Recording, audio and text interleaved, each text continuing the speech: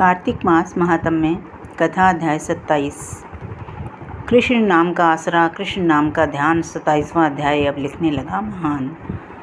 भजमन नारायण नारायण नारायण, श्रीमन नारायण नारायण नारायण, हरि नारायण नारायण नारायण, केशव नारायण नारायण नारायण, सत्य नारायण नारायण नारायण। पार्षदों ने कहा, एक दिन की बात है। विष्णुदास ने नित्य कर्म करने के पश्चात भोजन तैयार किया, किंतु कोई छिपकर उसे चुरा ले गया। विष्णुदास ने देखा भोजन नहीं है, परंतु उन्होंने दोबारा भोजन नहीं बनाया, क्योंकि ऐसा करने पर सायकाल की पूजा के लिए उन्हें अवकाश नहीं मिलता। अतः प्रतिदिन के नियम का भंग हो जाने का भय था। दूसरे दिन पुनः उसी समय भोजन बनाकर वे ज्यों ही भगवान विष्णु को भोग अर्पण करने के लिए गए, त्यों ही किसी ने आकर फिर सारा भोजन हड़प लिया। इस प्रकार 7 दिन तक लगातार कोई उनका भोजन चुरा कर ले जाता रहा। इससे विष्णुदास को बड़ा विस्मय हुआ। वे मन ही मन इस प्रकार विचार करने लगे, अहो, कौन प्रतिदिन आकर मेरी रसोई चुरा ले जाता है? यदि दोबारा रसोई बनाकर भोजन करता हूँ तो सायकाल की पूजा छूट जाती है। यदि रसोई बनाकर तुरंत ही भोजन कर लेना उचित हो तो मुझसे ये ना हुआ, क्योंकि भगवान विष्णु को सब कुछ अर्पण किए बिना कोई भी वैष्णव भोजन नहीं करता। आज उपवास करते मुझे 7 दिन हो गए। इस प्रकार मैं व्रत में कब तक स्थिर रह सकता हूँ? अच्छा, आज मैं रसोई की भली भांति रक्षा करूँगा।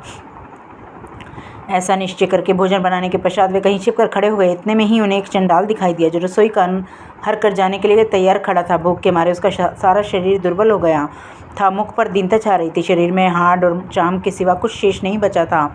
उसे देखकर शेष ब्राह्मण विष्णुदास का हृदय करुणा से भर आया।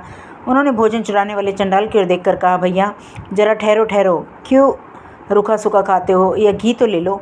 इस प्रकार कहते हुए विप्रवर विष्णुदास को आते देख वह चंडाल भय के मारे बड़े वेग से भागा और कुछ ही दूरी पर मूर्छित होकर गिर पड़ा। चांडाल को भयभीत और मूर्छित देखकर द्विज श्रेष्ठ विष्णुदास बड़े वेग से उसके समीप आए और दर्श अपने वस्त्र के छोर से उसको हवा करने लगे। तदंतर जब वह उठकर खड़ा हुआ तब विष्णुदास ने देखा वहाँ चंडाल नहीं है, बल्कि साक्षात नारायण ही शंख चक्र गदा धारण के सामने उपस्थित हैं। अपने प्रभु को प्रत्यक्ष देकर विष्णुदास सात्विक भाव के वशीभूत हो गए। वे स्तुति और नमस्कार करने में भी समर्थ न हो सके। तब भगवान ने सात्विक व्रत का पालन करने वाले अपने भक्त विष्णुदास को छाती से लगा लिया उन्हें अपने जैसा रूप देकर बैकुंठ धाम को ले चले। उस समय यज्ञ में दीक्षित हुए राजा चोल ने देखा विष्णुदास एक श्रेष्ठ विमान पर बैठकर भगवान विष्णु के समीप जा रहे हैं। विष्णुदास को बैकुंठ धाम में जाते देख राजा ने शीघ्र अपने गुरु महर्षि मृदुल को बुलाया और इस प्रकार कहना आरंभ किया, जिसके साथ स्पर्धा करके मैंने इस यज्ञ दान आदि कर्म का अनुष्ठान किया है। वे ब्राह्मण आज भगवान विष्णु का रूप धारण करके मुझसे पहले ही बैकुंठ धाम को जा रहा है। मैंने इस वैष्णव धाम में भली भांति दीक्षित हो गए, अग्नि में हवन किया और दान आदि के द्वारा ब्राह्मणों को मनोरथ पूर्ण किया। तथापि अभी तक भगवान विष्णु मुझ पर प्रसन्न नहीं हुए और इस विष्णुदा को लेकर केवल भक्ति के ही कारण श्री हरि ने प्रत्यक्ष दर्शन दिया है। अतः जान पड़ता है कि भगवान विष्णु केवल दान और यज्ञों से प्रसन्न नहीं होते, उन प्रभु का दर्शन कराने में भक्ति ही प्रधान कारण है। दोनों पार्षदों ने कहा। इस प्रकार कहकर राजा ने अपने भांजे को राज सिंहासन पर अभिषेक कर दिया। वे बचपन से ही यज्ञ की दीक्षा लेकर उसी में संलग्न रहते थे, इसीलिए उन्हें कोई पुत्र नहीं हुआ था। ये कारण है कि उस देश में अब तक भांजे ही राज्य के उत्तराधिकारी होते हैं। भांजे को राज्य देकर राजा यज्ञशाल में गए और यज्ञ कुंड के सामने खड़े होकर भगवान विष्णु को संबोधित करते हुए 3 बार स्वर से निम्नांकित वचन बोले, भगवान विष्णु, आप मुझे मन, वाणी, शरीर और क्रिया द्वारा होने वाली अविचल भक्ति प्रदान करें। इस प्रकार कहकर वे सबके देखते देखते अग्निकुंड में कूद पड़े। बस उसी क्षण भक्त वत्सल भगवान विष्णु अग्निकुंड में प्रकट हो गए। उन्होंने राजा को छाती से लगाकर एक श्रेष्ठ विमान में बिठाया और उन्हें अपने साथ लेकर बैकुंठ धाम को प्रस्थान किया। नारद जी बोले, ही राजन, जो विष्णुदास थे वे तो पुण्यशील नाम से प्रसिद्ध भगवान के पार्षद हुए और जो राजा चोल थे उनका नाम सुशील हुआ। इन दोनों को अपने ही समान रूप देकर भगवान लक्ष्मीपति ने अपना द्वारपाल बना लिया। 27वां अध्याय समाप्त। कार्तिक महात्म्य की जय। भजमन नारायण नारायण नारायण, लक्ष्मी नारायण नारायण नारायण, सत्य नारायण नारायण नारायण, शिव नारायण नारायण नारायण, लक्ष्मी नारायण नारायण नारायण।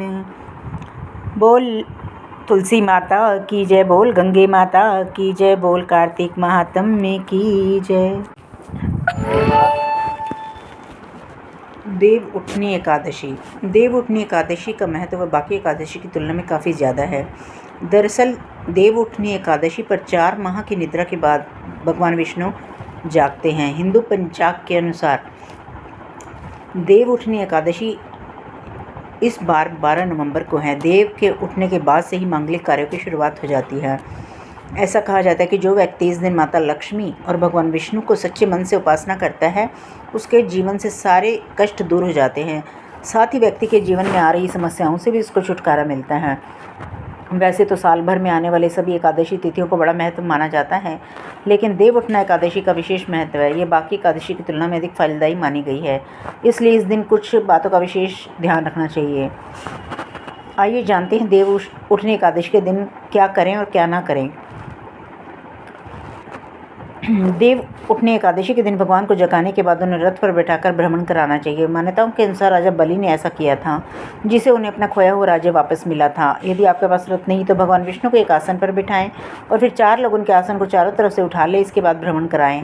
ऐसा करने से आपको सभी कष्टों से छुटकारा मिलेगा। उसके अलावा देव उठनी एकादशी के दिन सभी के घरों में अष्टदल बनाया जाता है। इस दिन सभी के घर में जाकर कम से कम अष्टदल के दर्शन करने चाहिए। कम से कम 5 घरों में जाकर आप अष्टदल के दर्शन करें। ऐसा करना बहुत ही शुभ माना जाता है। देव उठनी एकादशी वाले दिन चावलों को कुछ समय के लिए भिगोकर रख दें। उसके बाद उन चावलों को पीस लें। उसके बाद इसे अनाज रखने के बर्तन का निर्माण करें। फिर उसके अंदर विभिन्न प्रकार के अनाज रखें। यदि आपसे चावल पीसकर अनाज का बर्तन नहीं बनता तो अष्टदल बनाकर उस पर 7 प्रकार के अनाज रख दें। इसके अलावा इस दिन ज़रूरतमंद लोगों को दान करना चाहिए। ऐसा करने से पुण्य प्राप्त होता है। देव उठनी एकादशी का महत्व बाकी एकादशियों की तुलना में सबसे अधिक है, इसलिए इस दिन जो भी लोग व्रत करते हैं उन्हें व्रत के पालन में कुछ बातों का विशेष ध्यान रखना है। एकादशी का व्रत रखकर जब आप द्वादशी तिथि में व्रत का पालन करें तो सबसे पहले आंवले और तुलसी के पत्ते का ही सेवन करें। इस व्रत का पालन करना चाहिए। तुलसी की अच्छे से साफ़ सफाई करके दीपक जलाएँ, चुनरी उड़ाएँ, सुहाग सामग्री चढ़ाएं। देव उठनी एकादशी का दिन तुलसी विवाह कराने का भी विधान है। ऐसे में इस दिन तुलसी की साफ़ सफाई का विशेष ख्याल रखना चाहिए। इस दिन तुलसी माता को लाल रंग की चुनरी उड़ाएं और सभी सुहाग की सामग्रियों को माता को अर्पित करें। देव उठनी एकादशी के दिन सुहागिन महिलाओं को अपने कुल के देवी देवता की पूजा करनी चाहिए। इस दिन अपने कुल देवी देवता को भी उठाया जाता है। देव उठनी एकादशी पर ना करें ये काम। देव उठनी एकादशी के दिन चावल नहीं खाना चाहिए। जो लोग व्रत कर रहे हैं उसके अलावा भी बाकी सभी लोग को इस दिन चावल का सेवन नहीं करना चाहिए। इसके अलावा जो लोग देव उठनी एकादशी का व्रत कर रहे हैं उन्हें मूली नहीं खाना, बैंगन नहीं खाना और साग नहीं खाना। देव उठनी एकादशी का व्रत रखने के बाद व्रत का पारण होने के बाद द्वादशी तिथि में सोना नहीं चाहिए। यदि आपको नींद आ गई तो तुलसी का पत्ता तकिए के नीचे रखकर सो सकते हैं।